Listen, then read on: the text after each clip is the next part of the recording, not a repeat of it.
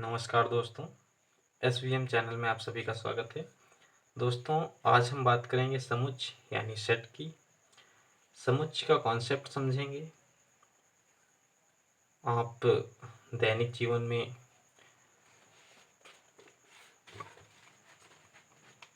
आपकी पहली हेडिंग है समुच्चय की संकल्पना। समुच्चय की संकल्पना यानी कॉन्सेप्ट ऑफ ए सेट। आप दैनिक जीवन में टी सेट, डिनर सेट, ताश के पत्तों की गड्डी, भेड़ों का झुंड, अंगूर के गुच्छे, संतरों के ढेर, रंगों का सेट, बिंदुओं का समूह, मनुष्यों का समुदाय इत्यादि जैसे समूहों से परिचित हैं।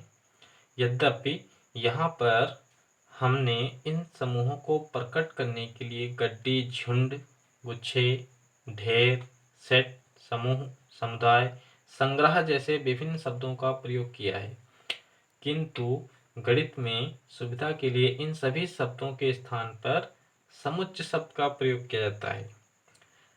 ताश की गड्डी, झुंड, ढेर, सेट, समूह, समुदाय इन सभी शब्दों के स्थान पर गणित में किस शब्द का प्रयोग किया जाता है दोस्तों?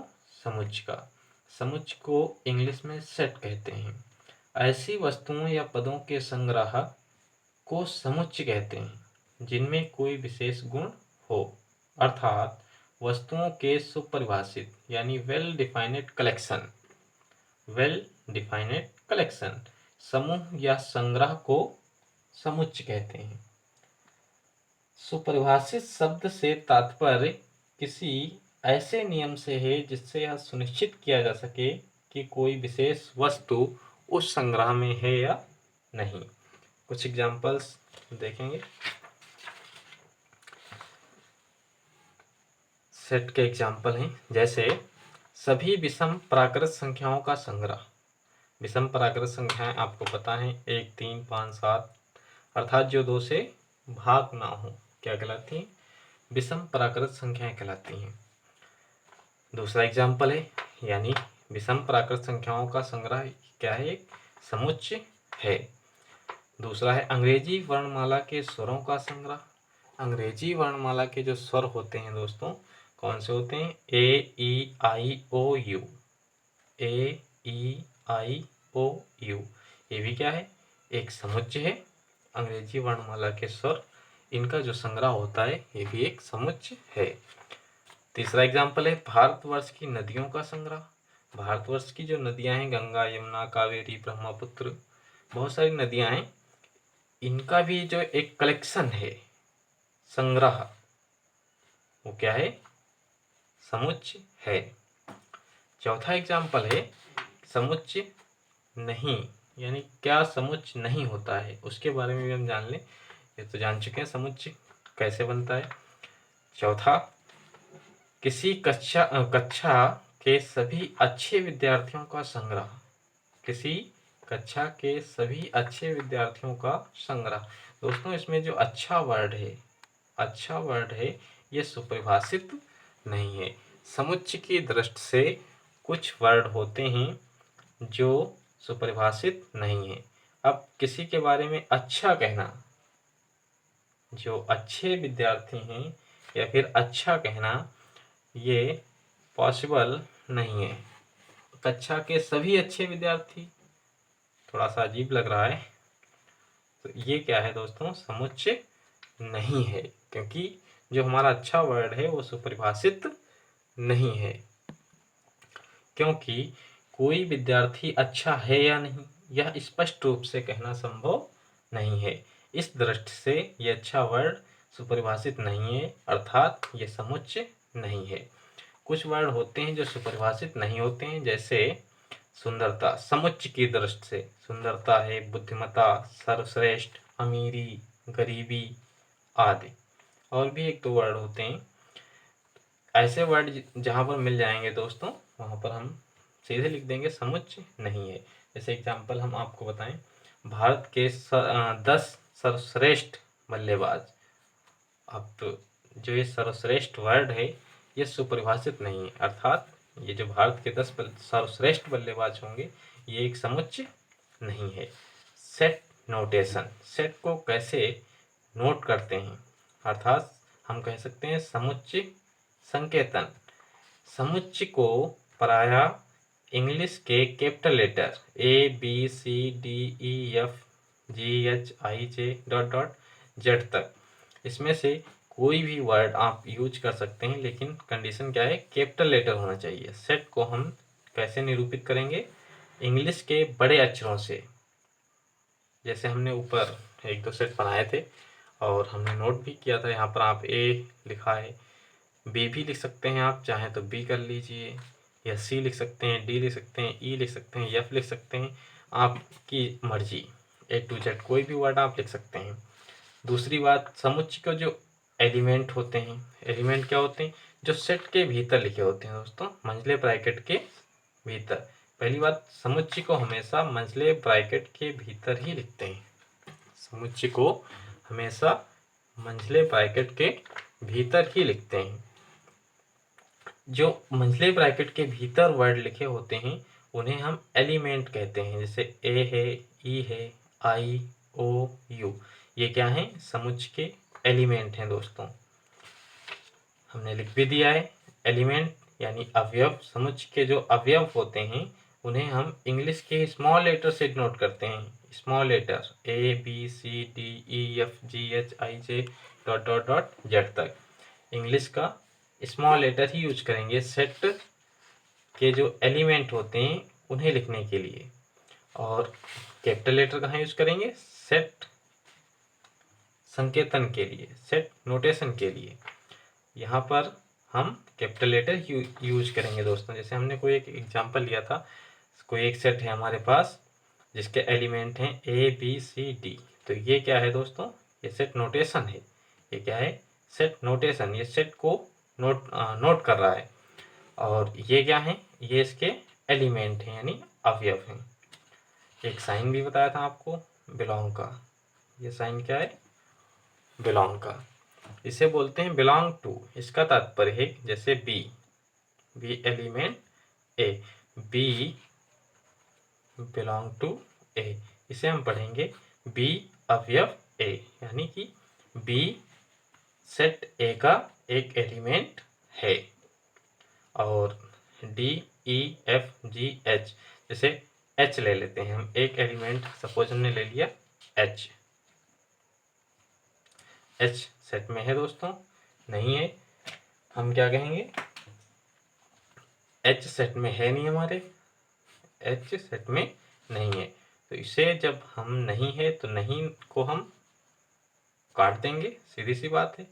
जब ये साइन हमारा बिलोंग कर रहा है और इसे ऐसे कर देंगे तो ये क्या हो जाएगा, डज नॉट बिलोंग, यानी H does not belong to A, H set A का अवयव नहीं है। ये कुछ सिंबल हैं दोस्तों, प्रतीक, जो आपके चैप्टर में यूज होंगे। ये सिंबल कहते हैं। पहला साइन आप देख रहे हैं बिलोंग का है, इसे बोलते हैं बिलोंग या अवयव। जब इसे क्रॉस कर देते हैं, डज नॉट बिलोंग, या हिंदी में कह सकते हैं अवयव नहीं। यहाँ आप देख रहे हैं सीधी लाइन खींची हुई, एक और 2 डॉट दिखाई पड़ रहा है आपको, 2 डॉट बने हुए हैं, इसे हम बोलते हैं सच दैट, यानी ऐसा है कि, या फिर कह सकते हैं जबकि, क्या कह सकते हैं, जबकि। ये आपको एरो दिखाई पड़ रहा है दोस्तों, इसे बोलते हैं इम्प्लाइज दैट, यानी इंगित करता है। ये एरो जब दोनों तरफ लगा होता है तब हम इसे क्या बोलते हैं, इफ एंड ओनली इफ, सूचित करता है तथा इससे सूचित होता है, तथा इससे सूचित होता है। ये यू बना हुआ है दोस्तों, अब यू तो सीधा बनता है और ये सीधा नहीं बना हुआ है, अर्थात इसे, और यू के नीचे जब हम इक्वल का साइन लगा देते हैं, क्या पढ़ते हैं इसे, सबसेट, अर्थात उप समुच्चय।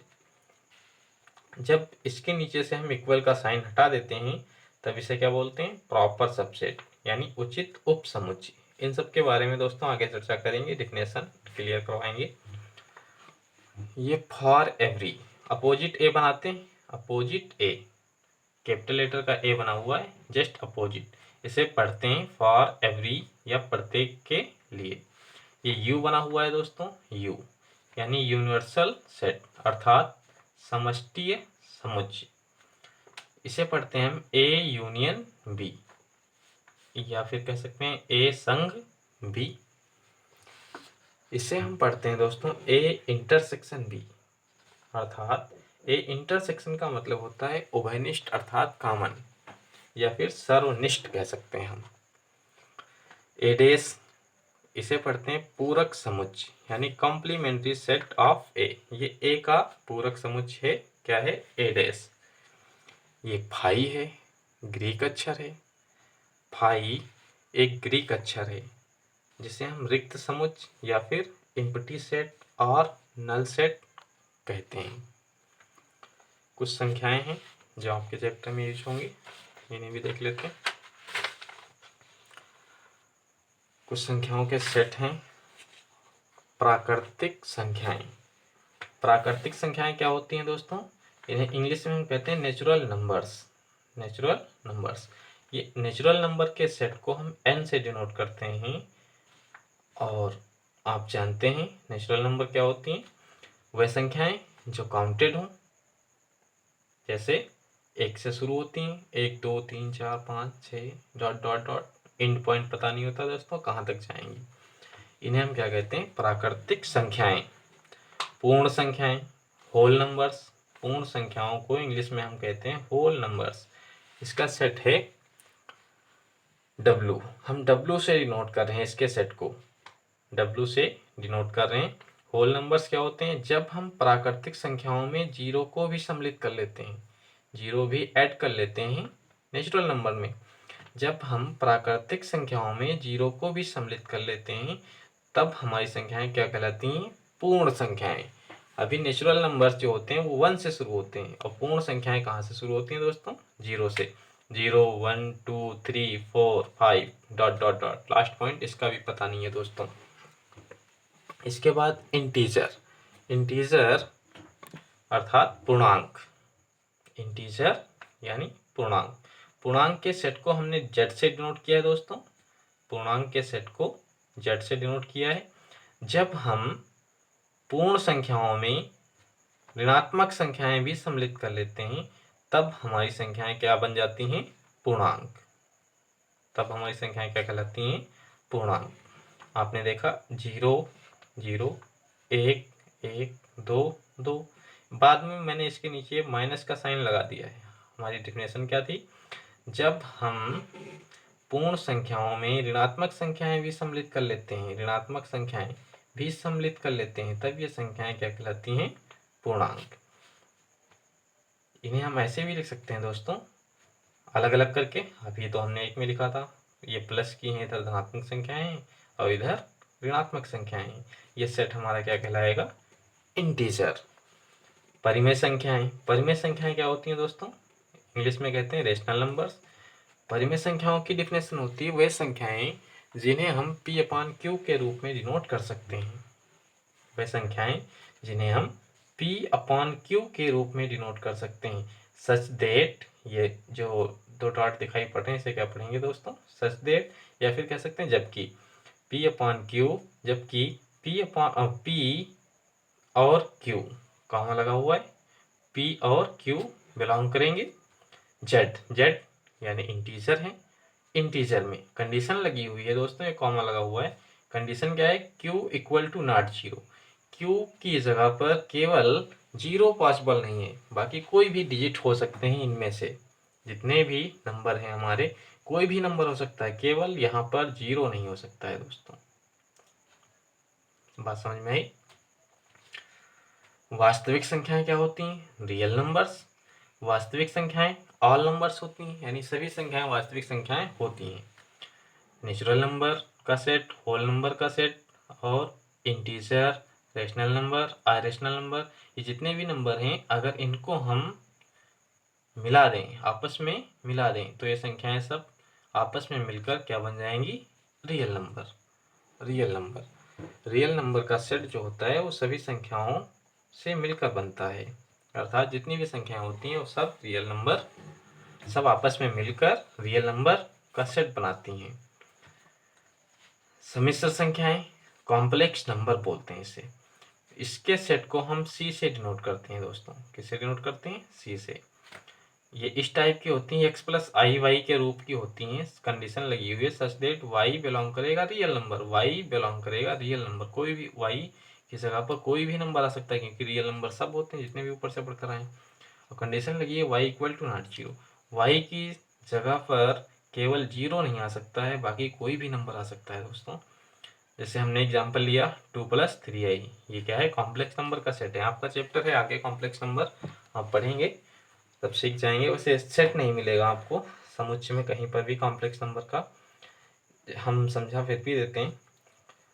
ये 3i, यहाँ पर हम y की जगह पर कोई भी नंबर लिख सकते हैं, √3 लिख सकते हैं, या 4 लिख सकते हैं, 5 लिख सकते हैं, केवल जीरो को छोड़कर दोस्तों। जीरो नहीं लिखना है, तब ये हमारा जो सेट होगा क्या कहलाएगा? Complex number. समुच्चय का निरूपण यानी रिप्रेजेंटेशन ऑफ सेट। समुच्चय का निरूपण यानी रिप्रेजेंटेशन ऑफ सेट। ये क्या होता है दोस्तों? देखिएगा, किसी भी समुच्चय को निरूपित करने के लिए दो विधियों का प्रयोग किया जाता है। किसी भी सेट को करने के लिए दो विधियों का प्रयोग किया जाता है। किसी भी सेट को निरूपित करने के लिए कितनी विधियों का प्रयोग किया जाता है? दो विधियों का। विधियां हैं कौन कौन सी? पहली विधि है आपकी तालिका या फिर सारणीबद्ध अथवा सूचीबद्ध या रोस्टर विधि। बहुत सारे नाम हैं दोस्तों, इसमें से कोई भी आपकी बुक में हो सकता है। अगर तालिकाबद्ध लिखने को कहे फिर भी वही करना है, सारणीबद्ध कहे फिर भी वही करना है, सारणीबद्ध अथवा सूचीबद्ध या फिर रोस्टर विधि। कई सारे नाम दिए लेकिन काम सबका एक ही है। तालिकाविध लिखने कहे फिर भी वही करना है, सारणीविध लिखने कहे फिर भी वही करना है, सूचीबद्ध करने कहे फिर भी वही करना है। इस प्रकार से रोस्टर विधि कहे फिर भी वही करना है। दूसरा मेथड क्या है? दूसरी जो इसकी विधि है उसे हम कहते हैं गुण विधि अथवा समुच्चय निर्माण विधि, प्रॉपर्टी मेथड और सेट बिल्डर फॉर्म। चलिए समझते हैं पहली वाली विधि क्या होती है। तालिका या रोस्टर विधि, टेबलर और रोस्टर मेथड। इंग्लिश भी पढ़ते चलें दोस्तों, क्योंकि इंग्लिश वैसे ज़्यादा आसान है हिंदी की तुलना में। तालिका या रोस्टर विधि, इसे बोलते हैं टेबलर और रोस्टर मेथड। देखें ये होता क्या है। इस विधि द्वारा किसी समुच्चय को निरूपित करने के लिए हम उसके अवयवों को मझले कोष्ठक में लिखते हैं, मझले कोष्ठक में, और कॉमा देकर लिखते हैं। क्या करते हैं दोस्तों? इस विधि द्वारा हम किसी समुच्चय को निरूपित करने के लिए उसके अवयवों को मझले कोष्ठक के अंदर कॉमा देकर लिखते हैं। जैसे यदि किसी समुच्चय ए के अवयव, यदि एग्जाम्पल से समझ लेते हैं दोस्तों, ये यदि किसी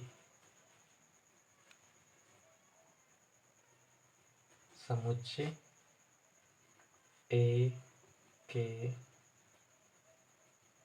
अवयव 1, 2, 3, 4 व 5 हैं, तो हम इसे इस प्रकार से लिखेंगे दोस्तों।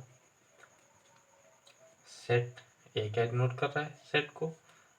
और हमें लिखना कैसे? मंझले ब्रैकेट के भीतर कॉमा लगाकर 1, 2, 3, 4, 5। ये विधि हमारी क्या कौन सी विधि है? रोस्टर विधि और तालिका विधि, यानी टेबलर और रोस्टर मेथड। दूसरी विधि हमारी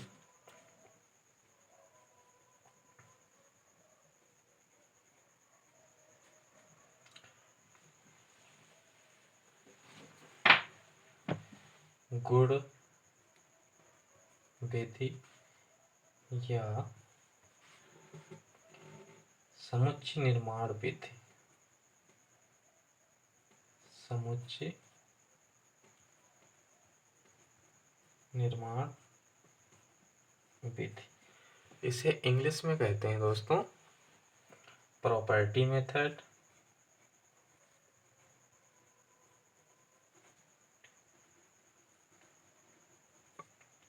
और set builder form, set builder method. क्या कहते हैं? Set builder method. इसमें क्या होता है दोस्तों,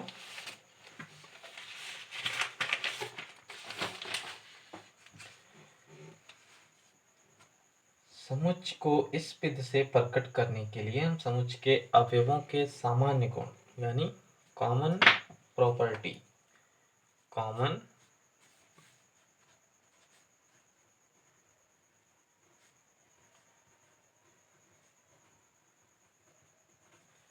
प्रॉपर्टी का उल्लेख करते हैं। इस विधि में जो समुच्चय के अवयवों के सामान्य गुण, इस विधि से प्रकट करने के लिए हम समुच्चय के अवयवों, जो उसके एलिमेंट होते हैं दोस्तों, उनके सामान्य गुण का उल्लेख करते हैं। जैसे एग्जाम्पल से समझेंगे।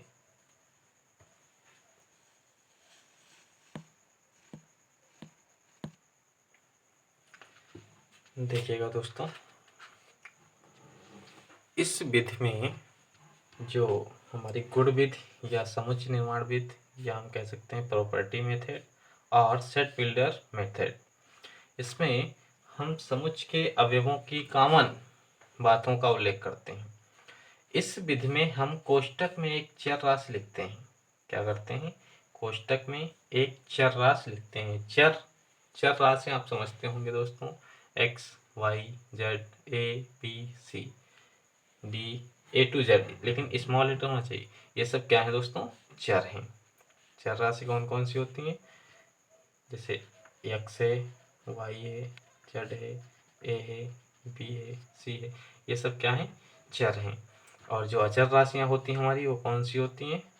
1 2 3 4, ये सब क्या है? अचर राशियां। चर राशि लिखते हैं जो समुच्चय के प्रत्येक अवयव को दर्शाती है, प्रत्येक एलिमेंट को स्पष्ट करती है। इसके पश्चात पी एक्स द्वारा यक्स के गुण को लिखते हैं। यक्स तथा पी एक्स को चिन्ह, ये 2 डॉट बने हुए, 2 डॉट या एक डंडा खींचकर, जबकि इसे हम पढ़ते हैं सचदेव या जबकि से पृथक करते हैं। उदाहरण देखिए, लिखा हुआ पहला उदाहरण, अंग्रेजी वर्णमाला के स्वरों का संग्रह। अंग्रेजी वर्णमाला के स्वरों का संग्रह। तो इसमें जब हम लिखेंगे इसे सेट बिल्डर फॉर्म में, कैसे लिखेंगे? पहले मंझले ब्रैकेट के भीतर, फिर यक्स लिखेंगे, फिर उसके बाद सच देट का निशान लगाएंगे यक्स, जबकि यक्स अंग्रेजी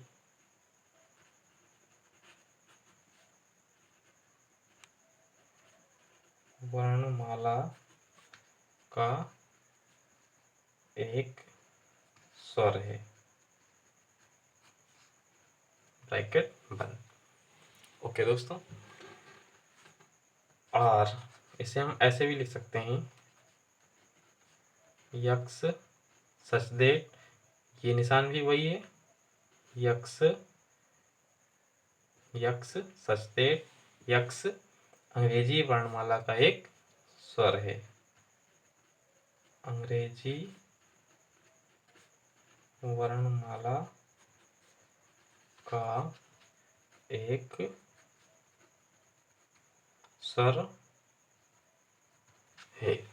यक्स क्या है? अंग्रेजी वर्णमाला का एक स्वर है। उसके बाद हमने दूसरी बात कही, प्राकृत संख्याओं का संग्रह। इसे हम कैसे लिखेंगे? सेट बिल्डर फॉर्म में यक्स, जबकि यक्स एक प्राकृत संख्या है। यक्स क्या है? एक प्राकृत संख्या है। ओके दोस्तों, उम्मीद है समझ में आ रहा होगा। बहुत ही इजी है। ये स्टेटमेंट दिया हुआ है दोस्तों, देखिएगा ये स्टेटमेंट दिया हुआ है। हम इसे सीखेंगे कैसे लिखेंगे सारणीविध में, कैसे लिखेंगे समुच्चय निर्माण विधि यानी सेट बिल्डर फॉर्म, और कैसे लिखेंगे इसका रोस्टर मेथड। आपका स्टेटमेंट है, कह रहा है 20 व 30 के बीच आने वाली प्राकृत संख्याएं, 20 व 30 के बीच आने वाली प्राकृत संख्याएं सारणीविध में कैसे लिखेंगे इसे। सारणीविध में क्या लिखना था दोस्तों, मंझले ब्रैकेट के अंदर लिखने जो भी एलिमेंट हैं, जो कंडीशन है हमारी 20 व 30 के बीच आने वाली प्राकृत संख्याएं, तो 20 और 30 के बीच में आने वाली प्राकृत संख्याएं क्या होंगी, 21, 22, 23, 24, 25, 26, 27, 28, 29। ये तो हो गया रोस्टर मेथड। 20 व 30 के बीच में आने वाली प्राकृत संख्याएं मंझले ब्रैकेट के भीतर लिखना है कॉमा लगाकर। समुच्चय निर्माण विधि में इसे हम कैसे लिखेंगे, समुच्चय निर्माण विधि यानी सेट वेल्डर फॉर्म में से हम कैसे लिखेंगे, इसमें भी मंझले ब्रैकेट के अंदर ही लिखना है। इसमें लिखना है x such that x belong करेगा नेचुरल नंबर में, कॉमा लगा लेंगे, कंडीशन लगाएंगे यक्स की जो वैल्यू है वो कहाँ तक है, 20 से बड़ा है यक्स और 30 से छोटा है। 20 से बड़ा और 30 से छोटा है। 20 से बड़ा 21, 22, 23, 24, 25, 26, 27, 28, 29 तक आएंगे। हमारे एलिमेंट जो होंगे 29 तक आएंगे। सेट बिल्डर फॉर्म में हमें ऐसे लिखना है दोस्तों। जैसे अंग्रेजी वर्णमाला के स्वरों का संग्रह है, अंग्रेजी स्टेटमेंट क्या है हमारा, अंग्रेजी वर्णमाला के स्वरों का संग्रह। अंग्रेजी वर्णमाला के जो स्वर होंगे हमारे ए, ई, आई, ओ, यू। अब हम इसी को लिखेंगे सेट बिल्डर फॉर्म में। सेट बिल्डर फॉर्म में कैसे लिखेंगे दोस्तों, x such that x comma लगाएंगे, इसे पढ़ेंगे यक्स, जबकि यक्स अंग्रेजी वर्णमाला का एक स्वर है, का एक स्वर है, एक स्वर है।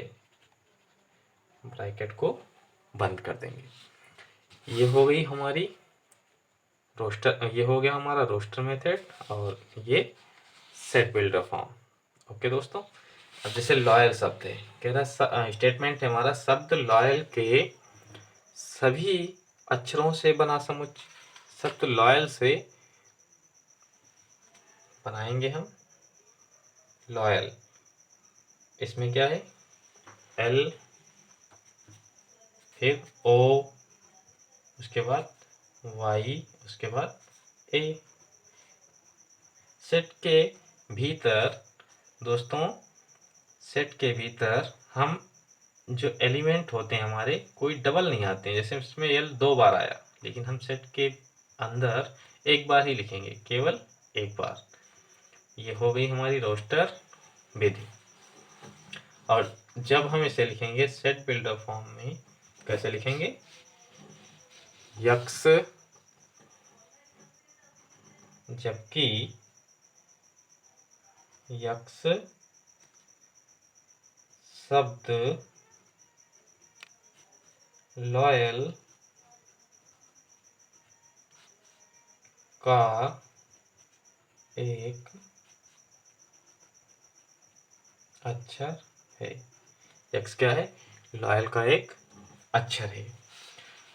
अगला चौथा स्टेटमेंट है हमारा 10 से कम विषम प्राकृत संख्याएं। विषम संख्याएं क्या होती हैं दोस्तों, जो 2 से भाग ना हो। जो 2 से भाग ना हो उन्हें हम विषम संख्याएं कहते हैं। हमारी संख्याएं क्या आ जाएंगी? सारणी विधि में 10 से कम विषम प्राकृत संख्याएं 1, 3, 5, 7, 9 कंडीशन लगी हुई, 10 से आगे नहीं जाना है दोस्तों। इसे हम सेट बिल्डर फॉर्म में कैसे लिखेंगे? यक्स सच दैट यक्स 10 से कम विषम प्राकृत संख्या है। ओके दोस्तों, या हम इसे ऐसे भी लिख सकते हैं,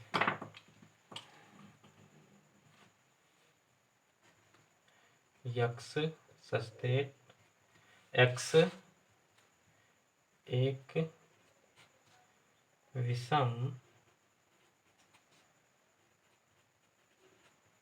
प्राकृत संख्या है और कंडीशन लगा देंगे यक्स लेस देन 10, यक्स 10 से छोटा है, बड़ा नहीं है दोस्तों। ओके, हम इसे ऐसे भी लिख सकते हैं। ये तो आपके सारणी विधि और समुच्चय निर्माण विधि कंफर्म हो गई। अब हम बात करते हैं डिफरेंट टाइप्स ऑफ सेट, यानी समुच्चयों के विभिन्न प्रकार। समुच्चय के कई प्रकार होते हैं दोस्तों। पहला हम लेकर आए हैं रिक्त समुच्चय। रिक्त समुच्चय, रिक्त समुच्चय को नल सेट और एम्प्टी सेट भी कहते हैं। क्या कहते हैं? नल सेट और एम्प्टी सेट। रिक्त समुच्चय यानी नल सेट और एम्प्टी सेट वह समुच्चय जिसमें कोई अवयव ना हो। क्या होता है रिक्त समुच्चय?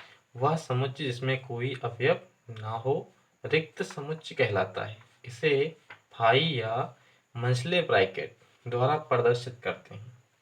इसे प्रदर्शित करते हैं फाई या मंझले ब्रैकेट से। थोड़ा सा ढंग से समझेंगे दोस्तों, कंफ्यूज बहुत करता है। उदाहरण, जैसे हमारे पास कोई एक सेट है, कह रहा है x such that x belong करेगा नेचुरल नंबर में, वह 0 से बड़ा है यक्स और छोटा है 1 से। आप जानते हैं नेचुरल नंबर कौन से होते हैं? 1 से शुरू होते हैं, 2, 3, 4, 5 डॉट डॉट डॉट, ये हमारा नेचुरल नंबर का सेट होता है। और यहाँ पर कह रहा है यक्स बिलोंग कर रहा है नेचुरल नंबर में, और नेचुरल नंबर कंडीशन लगा रखी है 0 से बड़ा है और 1 से छोटा है।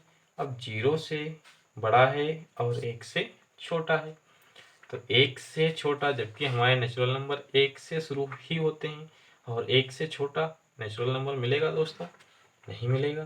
तो ये जो हमारा सेट होगा वो कैसा होगा? फाई।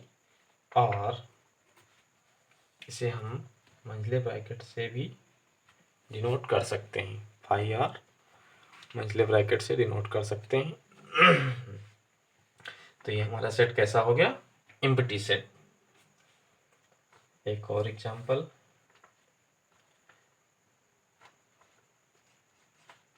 दूसरा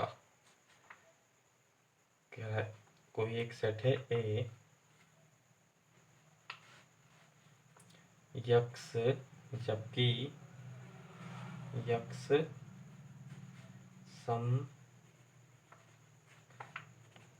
संख्या है जो 2 से विभाज्य नहीं है। कह रहा है यक्स, जबकि यक्स एक सम संख्या है जो 2 से विभाज्य नहीं है। क्या ऐसी भी कोई सम संख्या होती है जो 2 से विभाज्य ना हो? सम संख्याओं की परिभाषा ही होती है कि वह संख्याएं जो 2 से विभाज्य हों, सम संख्याएं कहलाती हैं। तो ये जो बात कह रहा है कि 2 से विभाज्य ना हो, 2 से विभाज्य ना होने वाली ऐसी कोई सम संख्या मिलेगी? नहीं मिलेगी। अर्थात ये भी सेट भी कैसा है? एम्प्टी सेट है, और इसे हम फाई से डिनोट करेंगे। इस सेट में ऐसी बात कहेगा जिससे कोई एलिमेंट इसके अंदर ना हो दोस्तों। एक भी एलिमेंट है नहीं है। थोड़ा सा विरोध समझेंगे। अगर हम किसी सेट में ऐसे इस फाई को अलग ही लिखना है दोस्तों, अगर हम सेट के अंदर लिख देते हैं तब ये रिक्त समुच्चय नहीं है। रिक्त समुच्चय नहीं है। उस कंडीशन में ये रिक्त समुच्चय नहीं रह जाएगा, क्योंकि इसके अंदर एक एलिमेंट है। ये सेट हमारा कैसा हो जाएगा? एकल समुच्चय। एकल समुच्चय, क्योंकि इसके अंदर एक समुच्चय है। किसी भी एकल समुच्चय क्या होते हैं? जिसके अंदर कोई एक एलिमेंट हो, ए हो, या फिर एक सेट है उसके अंदर एक लिखा हुआ है, एक एलिमेंट हो, कम से कम एक एलिमेंट हो, तो एकल समुच्चय हो जाएगा। इसे हम रिक्त समुच्चय को मिचले ब्रैकेट से लिखेंगे या फिर फाई से। इसके भीतर नहीं लिखना है दोस्तों, इसके अंदर कुछ भी नहीं लिखना है। रिक्त समुच्चय एक अद्वितीय समुच्चय होता है, यानी यूनिक होता है। क्योंकि इसमें एक अवयव 0 है।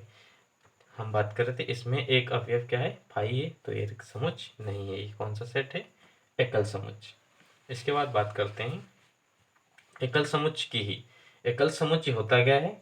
जिस समुच्चय में केवल एक अवयव हो, केवल एक अवयव हो, यानी एक एलिमेंट हो। कम से कम सेट के अंदर एक एलिमेंट होना अनिवार्य है, तब हम उस समुच्चय को क्या कहेंगे? एकल समुच्चय। एकल समुच्चय को इंग्लिश में कहते हैं सिंगलेशन सेट। क्या कहते हैं? सिंगलेशन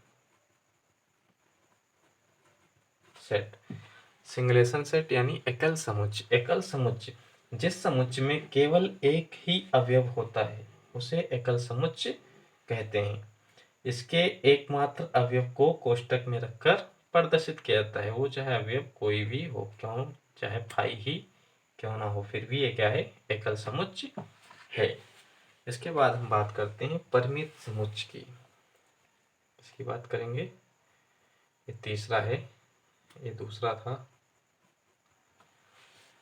तीसरा है हमारा परिमित समुच्चय।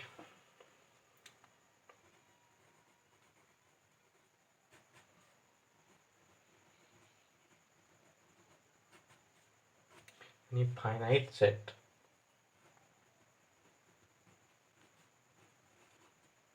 फाइनाइट सेट यदि किसी समुच्चय के यदि किसी समुच्चय के अवयवों की संख्या निश्चित हो, की संख्या निश्चित हो, तो उस समुच्चय को उस समुच्चय को फाइनाइट सेट यानी परिमित समुच्चय कहते हैं। हमारी डिफिनेशन क्या थी? परिमित समुच्चय। परिमित समुच्चय,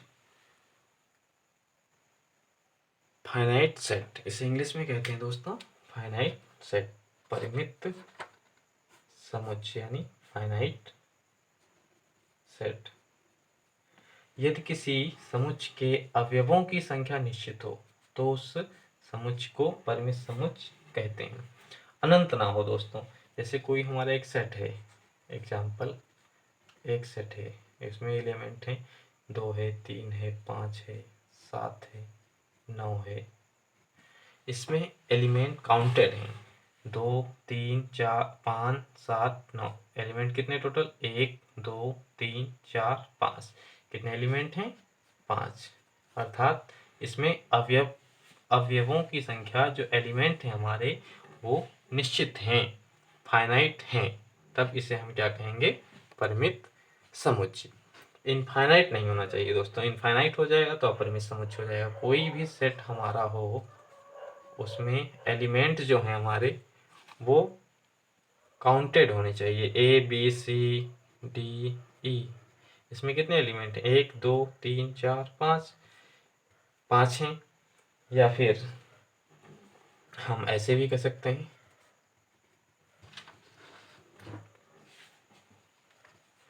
यक्स सच दैट यक्स एक प्राकृत संख्या है और x less than or equal to 100। X 100 के बराबर है या उससे छोटी है, लेकिन 100 से आगे नहीं जाएगी दोस्तों। तो ये भी, इसमें एलिमेंट कितने हैं? 100 हैं। ये भी हमारा काउंटेड है, यानी फाइनाइट सेट है। तो हम इसे क्या कहेंगे? परिमित समुच्चय। अपरिमित समुच्चय जस्ट इसका अपोजिट होता है। अपरिमित समुच्चय जस्ट इसका अपोजिट होता है।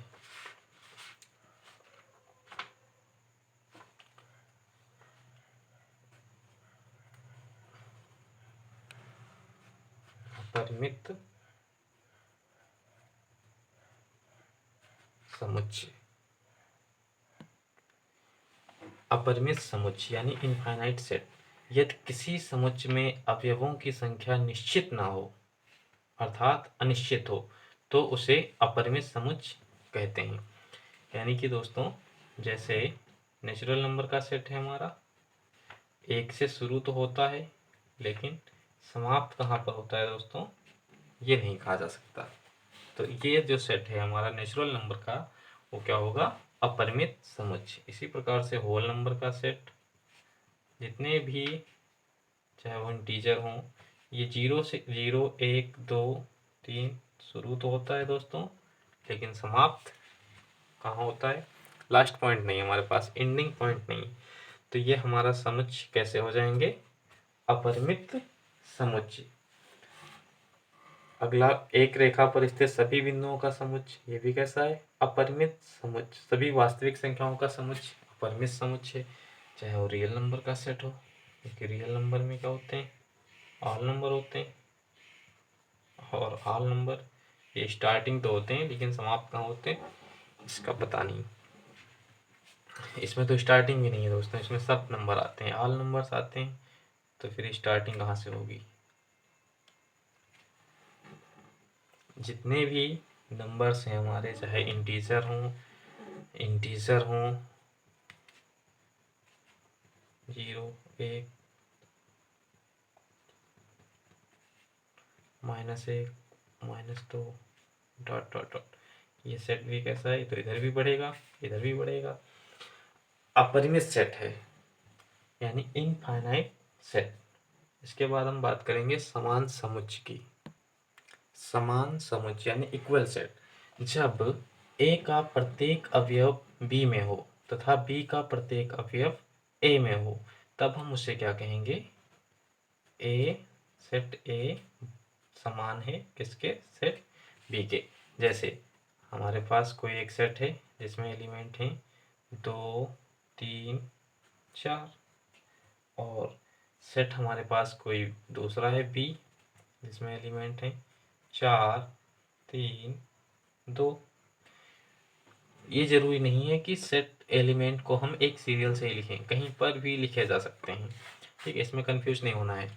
सेट ए में हमारे पास 3 एलिमेंट हैं, 1, 2, 3। पहला एलिमेंट 2 है, दूसरा है 3, तीसरा है 4। सेट बी में भी वही एलिमेंट हैं जो सेट ए में है। सेट ए में 2 है, 2 बी में भी है। सेट बी में 3 है, सेट ए में भी 3 है। सेट ए में 4 है, सेट बी में भी 4 है। अर्थात इससे हम क्या कहेंगे कि ये दोनों सेट कैसे हैं, इक्वल सेट हैं, यानी समान समुच्चय हैं। समतुल्य समुच्चय क्या होता है, जब ए व बी में अवयवों की संख्या समान हो। ध्यान दीजिएगा दोस्तों, इससे पहले हमारा था समान समुच्चय। समान समुच्चय की जो हमारी परिभाषा थी वो क्या थी, जब ए का प्रत्येक अवयव बी में हो तथा बी का प्रत्येक अवयव ए में हो, तब हम उसे समान समुच्चय कहते थे। और जो ये समतुल्य समुच्चय इक्विवेलेंट जो सेट है हमारा, उसमें क्या है, जब ए व बी में अवयवों की संख्या समान हो, यानी एलिमेंट जो हैं उनकी संख्या बराबर हो, अर्थात एन ए बराबर एन बी। जब दोनों सेट यानी ए में और बी में भी अवयवों की संख्या समान होगी, तब हम उसे क्या कहेंगे, समान सेट, समतुल्य सेट, इक्विवेलेंट सेट। जैसे हमारे पास हमने एक सेट लिया है ए में हमारे एलिमेंट हैं ए बी सी डी। कितने एलिमेंट हैं, 1 2 3 4, कितने एलिमेंट हैं, यानी एन ए बराबर कितना है, 4। और सेट बी में हमारे एलिमेंट हैं कौन कौन से, 3 4 2 1। इसमें जो एलिमेंट हैं वो कितने हैं, 1 2 3 4, यानी कि एन बी में भी एलिमेंट कितने हैं, 4। अर्थात एन ए बराबर एन बी। इसका मतलब है number of set A, number of set B equal है, दोनों में 4 4 हैं, तो ये सेट कैसे हो जाएंगे, इक्विवेलेंट सेट कहलाएंगे। वीडियो अगर अच्छा लगा हो दोस्तों तो चैनल को सब्सक्राइब करें, जिससे आपको अगले वीडियोज़ की नोटिफिकेशन मिल सके। धन्यवाद।